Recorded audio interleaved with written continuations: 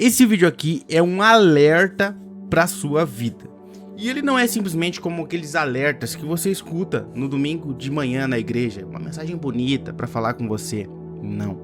É uma mensagem a respeito do texto de Mateus 7, que muitos pregadores passam só de resbalo nela, porque ela traz verdades que machucam, que incomodam os ouvidos e que talvez vai incomodar, vai tirar o público de algumas igrejas, porque elas falam diretamente aos nossos corações. Jesus, ele está falando aqui nessa passagem, não simplesmente para os ateus, mas ele está falando para cristãos, pessoas que conheciam ele e que faziam as obras dele. E ele disse para essas pessoas: afasta-se de mim, que eu nunca os conheci.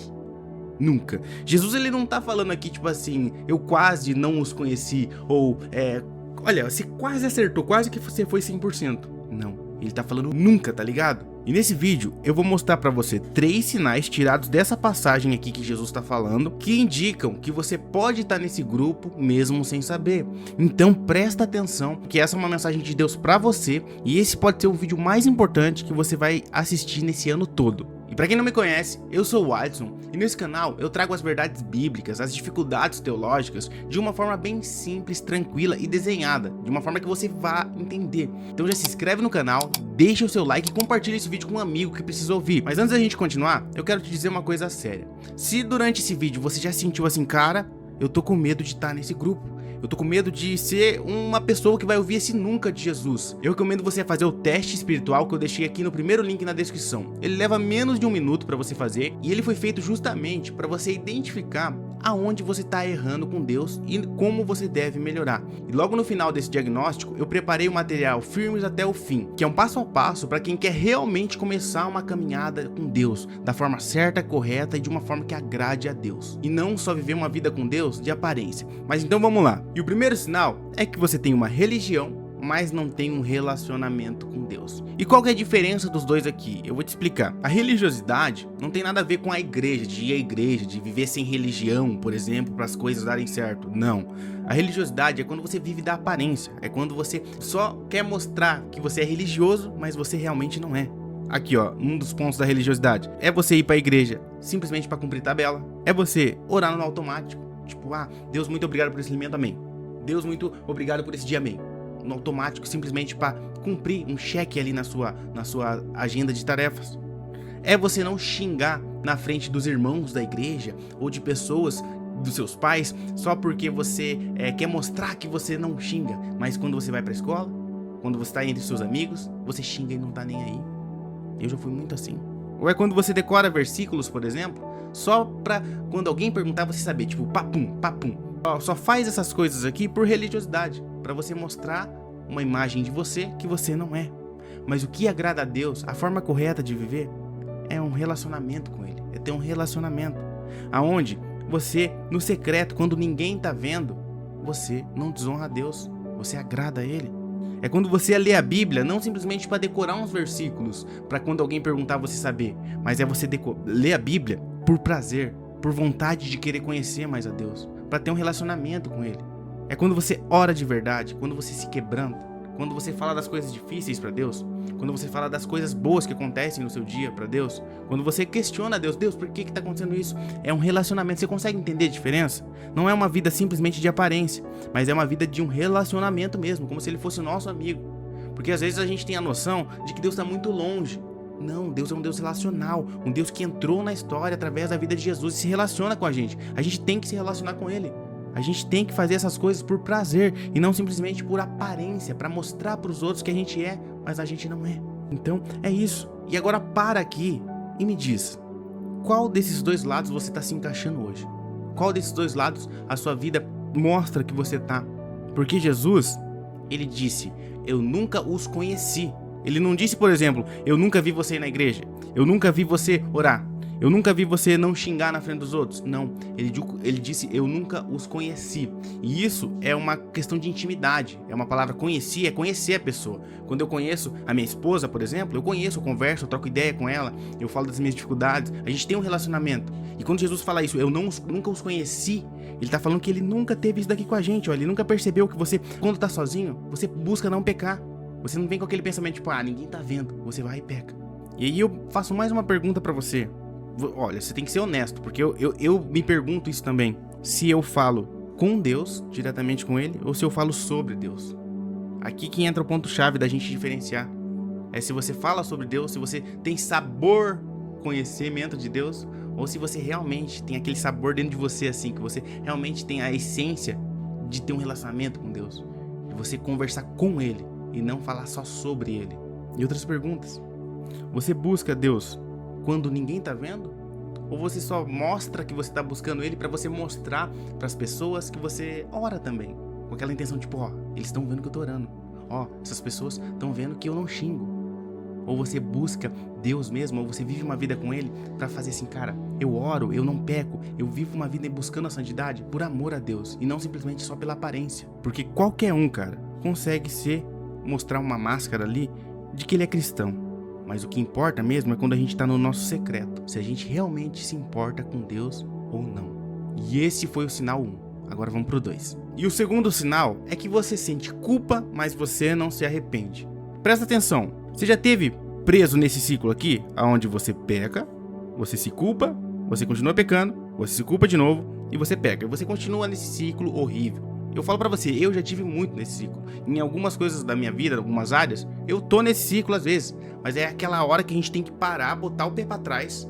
Quando a gente ouve a verdade, por exemplo, nesse vídeo aqui, você bota o pé pra trás e faz uma análise na sua vida. Você tem que pensar, cara, o que acontece quando eu tô preso nesse ciclo aqui? O que normalmente vem na nossa mente, no nosso coração, é que tipo assim, cara, é uma coisa de boa. Esse daqui que eu cometi não tá afetando ninguém. Eu sou ser humano, eu erro. Ninguém é perfeito. Tadinho de mim, né? Eu vou tentar não fazer, mas se eu fazer não tem problema. Não. Isso daqui é uma mentira que a gente coloca na nossa cabeça. O inimigo também afronta a gente com as coisas do mundo, com a cultura, pra gente pensar isso, mas isso daqui tá errado. Isso daqui é só uma culpa, não é o verdadeiro arrependimento. Em 2 Coríntios 7:10 diz uma coisa muito interessante, onde diz: a tristeza, segundo Deus, essa produz arrependimento. E o que isso quer dizer? É aquela tristeza, não de tipo você se sentir triste, que tipo, pô, cara, pequei. Ai, se eu pecar, pequei. Não, é uma tristeza onde você pensa, cara, eu pequei contra Deus, o Criador do universo. Eu pequei contra Deus, que mandou o próprio Filho dele para morrer na cruz por mim.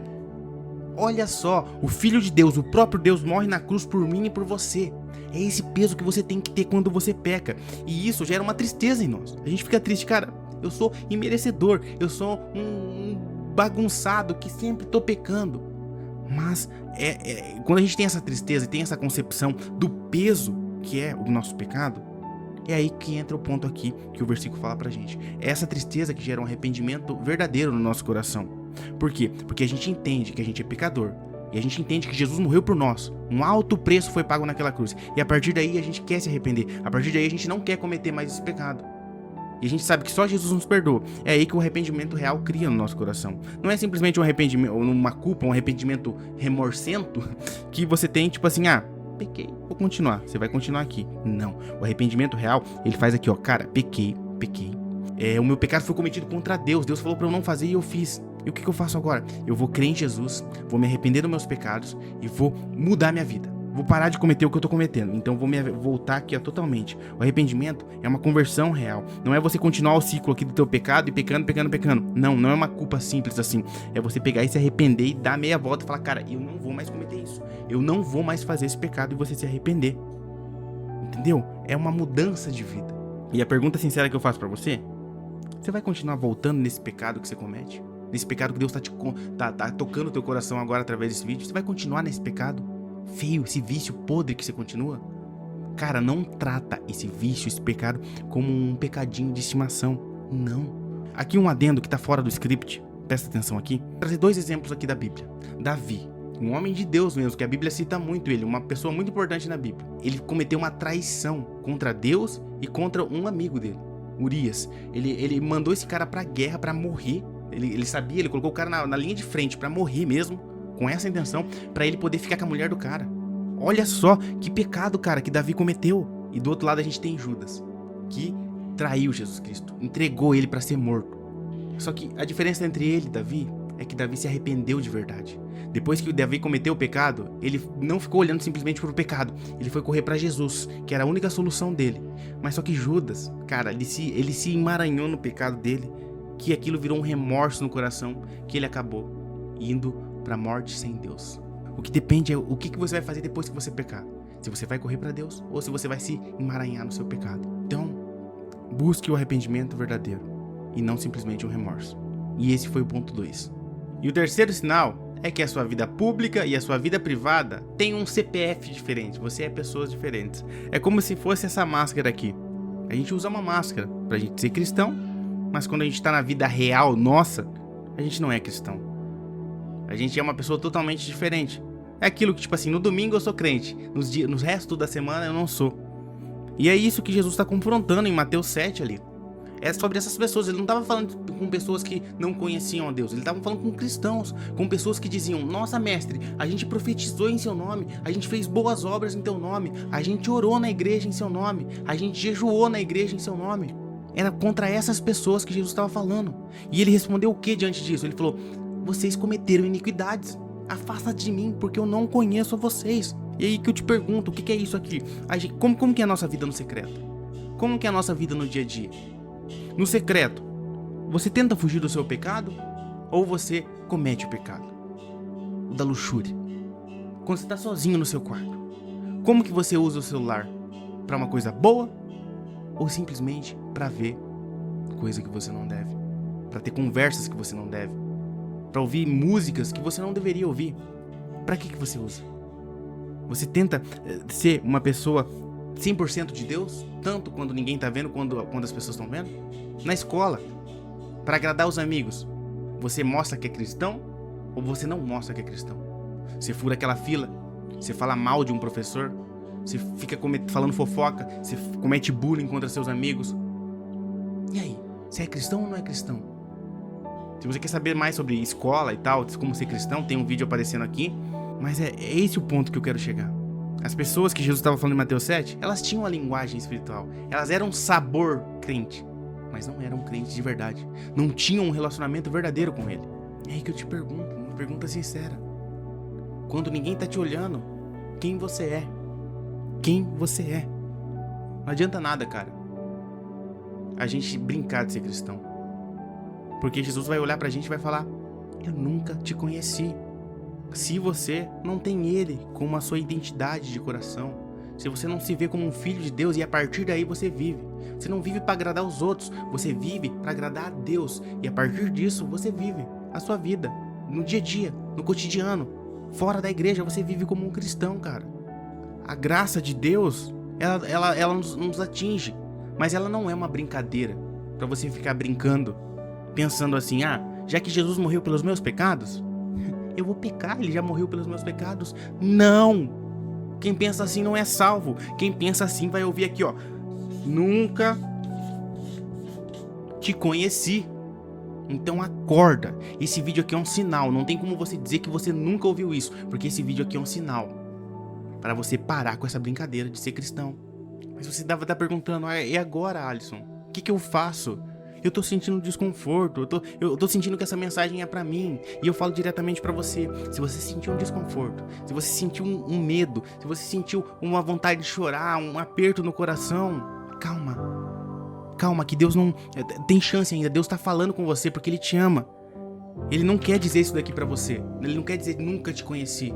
Ele tá te dando esse vídeo aqui como um sinal. Cara, se arrepende, busca estar com Deus, busca estar com Jesus, busca ser um verdadeiro cristão. Deixa eu te dizer uma coisa, em João 6,37, Jesus disse que quem se querer buscar ele, quem for até ele, ele não vai jogar fora. Então, cara, essa é a hora de se jogar nos braços dele, de ir diretamente a ele. A partir desse vídeo, muda a sua vida. Para depois desse vídeo aqui e analisa, pensa, ora com Deus: Deus, no que eu tenho que melhorar? O que eu tô errando? O que eu tô falhando? Separa um tempo pra Deus, porque o negócio é sério. E essa misericórdia dele, cara, é o conforto pra nós. Porque nenhum de nós merecia o céu. Eu não merecia, você não merecia, o maior pregador da internet não merecia. Não merecíamos o céu. E o próprio Deus resolve esse nosso problema. Ele envia o próprio Filho dele aqui na terra para ser cuspido, para ser traído, para ser humilhado, para ser rejeitado, para ser, cara, as piores atrocidades sociais e tudo aconteceu contra ele. Ele morreu numa cruz de uma forma pública, uma forma humilhante. Verteu o sangue precioso, o sangue de Deus, o sangue do Filho de Deus. Verteu naquela cruz por pessoas tão insignificantes, para mim e para você.